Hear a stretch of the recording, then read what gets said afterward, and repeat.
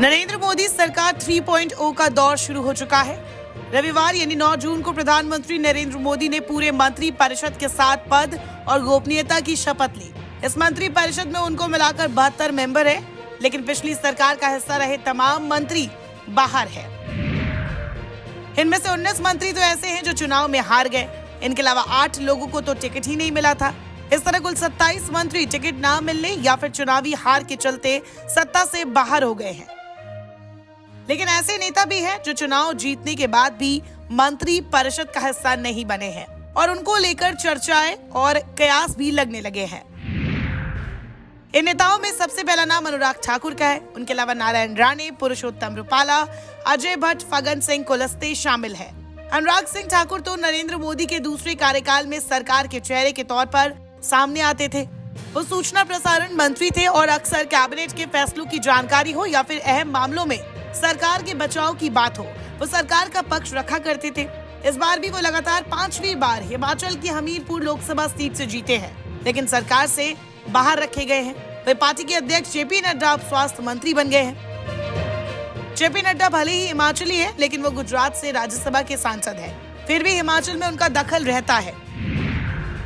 BJP नेताओं का कहना है कि अनुराग को बाहर रखने की एक वजह यह भी है कि कांग्रेस छोड़कर आने वाले विधायकों को उपचुनाव में हार मिली है। उपचुनाव में कांग्रेस छोड़कर आए कई विधायकों को हार मिली। इससे सुखविंदर सिंह सुक्खू की सरकार से खतरा टल गया।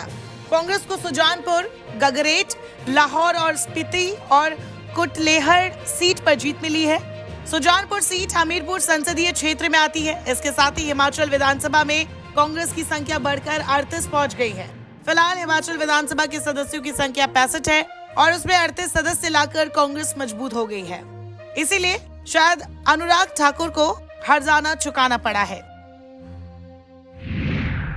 फिर नारायण राणे की बात करें तो वो महाराष्ट्र की रत्नागिरी सीट से जीते हैं, लेकिन उन्हें बाहर ही रखा गया। महाराष्ट्र में इसी साल चुनाव होने वाले हैं, फिर भी राणे को मौका ना देने पर सवाल उठ रहे हैं। अब पुरुषोत्तम रूपाला की बात करें तो उन्हें जगह ना देने की एक वजह राजपूतों का गुस्सा भी माना जा रहा है। उनके एक बयान से राजस्थान, यूपी, हरियाणा समेत कई राज्यों में राजपूत नाराज थे। राजपूत संगठन उनका टिकट काटने की मांग कर रहे थे। पार्टी ने रूपाला का टिकट तो नहीं काटा, लेकिन मंत्री ना बनाकर एक संदेश देने की कोशिश जरूर की है। यही नहीं, प्रधानमंत्री मोदी ने रूपाला की सीट राजकोट में अपनी एक रैली तक टाल दी थी ताकि विवाद ना बढ़े। नमस्कार, मैं हूं मानक गुप्ता। अगर आपको हमारा ये वीडियो पसंद आया हो तो इसे लाइक और शेयर जरूर करें और हाँ, हमें सब्सक्राइब और फॉलो करना ना भूलें ताकि आप देश और दुनिया की कोई खबर मिस ना करें। तो जुड़े रहिए हमारे साथ और देखते रहिए News 24।